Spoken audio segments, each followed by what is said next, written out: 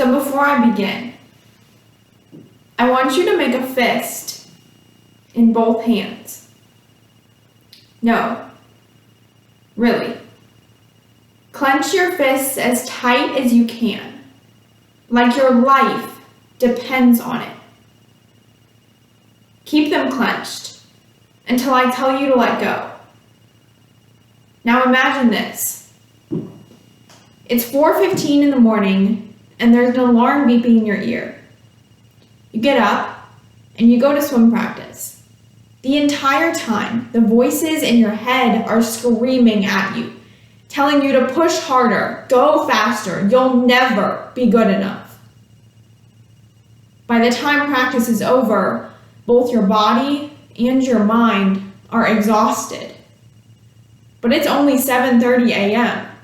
School starts at 8, and after your first class you have another and another and another, and after your last class you have to get ready for the second practice of the day. There's no room for mistakes. You can't just fall behind. You have to be the best. You tell yourself you can do this. You can push through one more day. But what happens when one more day turns into one more week, one more month, one more year? You can relax your hands. What you just experienced clenching your fists is a glimpse into the hidden world of many high school, college, and professional athletes. It's called anxiety. According to the Anxiety and Depression Association of America, anxiety disorders are the most common mental illness in the U.S., affecting 40 million adults. Among college athletes, the statistics are startling. According to Athletes for Hope in 2019, 33% of all college students experience significant symptoms of anxiety, depression, or another mental health condition. Of that group, 30% seek help. But among college athletes struggling with mental health, only 10% reach out. Anxiety and depression are becoming increasingly common for high school, college, and professional athletes, which can cause slow recovery and re-injury, or worse, lead to suicide. To better understand the tragedy of mental health crises in elite athletes, we will first explore the world of anxiety and depression, then examine the causes, and finally, recommend solutions that can work to end the stigma around mental health for elite athletes.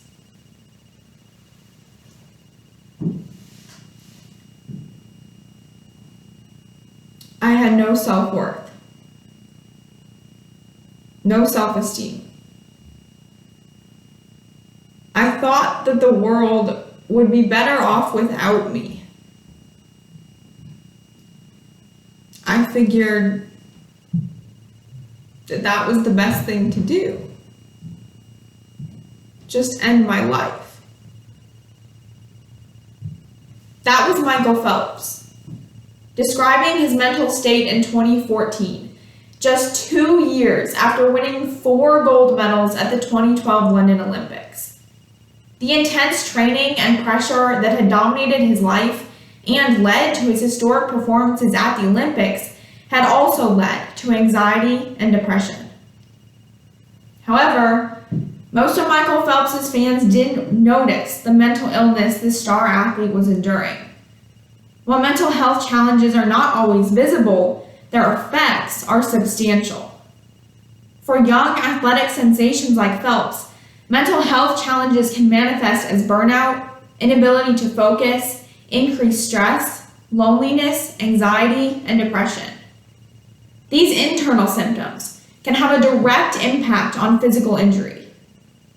According to the Social Psychiatry and Psychiatric Epidemiology Journal in 2016, higher levels of depression and pain correlate with significantly reduced odds of recovery from a physical injury. Without proper treatment, this inability to recover can continue and worsen the cycle of declining mental health. Eventually, this cycle can have more severe effects, such as suicide. According to Athletic Director Yu, suicide is the fourth leading cause of death among college athletes. While these athletes have many protective factors in place, such as resources, community, and regular exercise, the pressure to succeed in time constraints can elevate their risk of developing suicidal thoughts. The stressful nature of participating in college athletics, where winning at all costs is paramount, can significantly affect student athletes and their mental well-being. This can also be seen in high school athletes. I witnessed many of my own teammates start to go down this dangerous path. When Michael Phelps was struggling with suicidal thoughts, it hurt his relationship with his coach, Bob Bowman, as well as his relationships with his girlfriend and his family. Phelps was lucky. Athlete suicides have taken their toll on families and communities around the world. However, it isn't enough to simply discuss these problems. In order to treat mental health in elite athletes, we must examine the root causes of these issues. Elite athletes are expected to deal with extreme pressure to be strong and to win at all costs. The nature of elite athletics is to be constantly training to become the best by the end of the season. While there are certainly performance benefits to this type of training, it creates an environment where athletes are left isolated and alone, dealing with this overwhelming pressure to appear strong, combined with the pressure of competing at the highest level in the world. This singular focus can lead to an athlete not knowing who they are outside of their sport, because their goal has become their identity. The second cause of anxiety and depression for elite athletes is fear. The type of fear varies from athlete to athlete, whether it's fear of failure, not being good enough, the unknown, other people's opinions, or a combination of all these.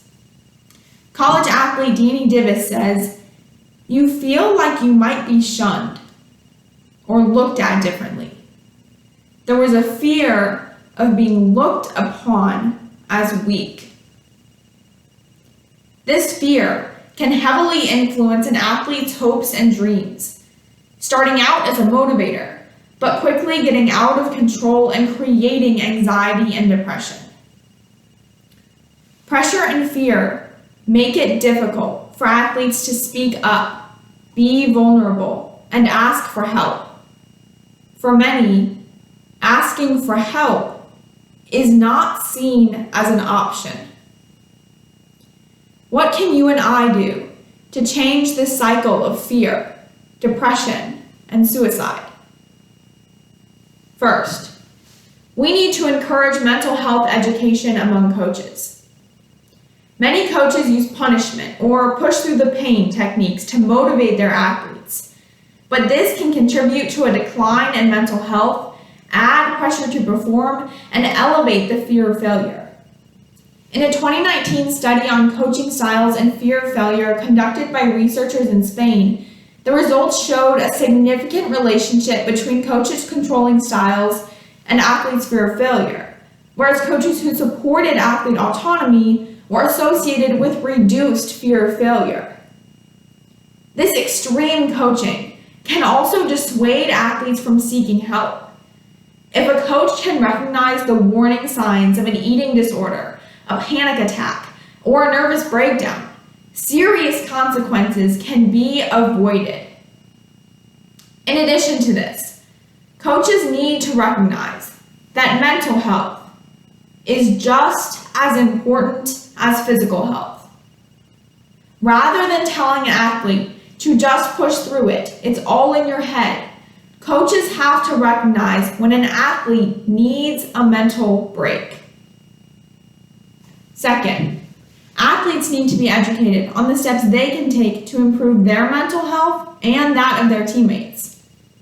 According to Athletes for Hope in 2019, telling a trusted person about mental health struggles, getting professional help, and setting time aside to meditate or relax are all ways to manage and improve mental health. Today, we have discussed the mental health challenges facing high school, college, and professional athletes, examined the causes, and recommended solutions that aim to solve this serious issue that too often goes ignored. There are thousands of elite athletes around the world who face anxiety and depression daily and are not able to speak up. Remember those clenched fists you made earlier? Are they still clenched? They're not, because you most likely can relax and unclench your fists. But depression and anxiety cannot just be turned off. Remember how you felt at the very beginning of the speech, imagining the voices in your own head telling you would never be good enough? That was me. And this is my story. Thank you.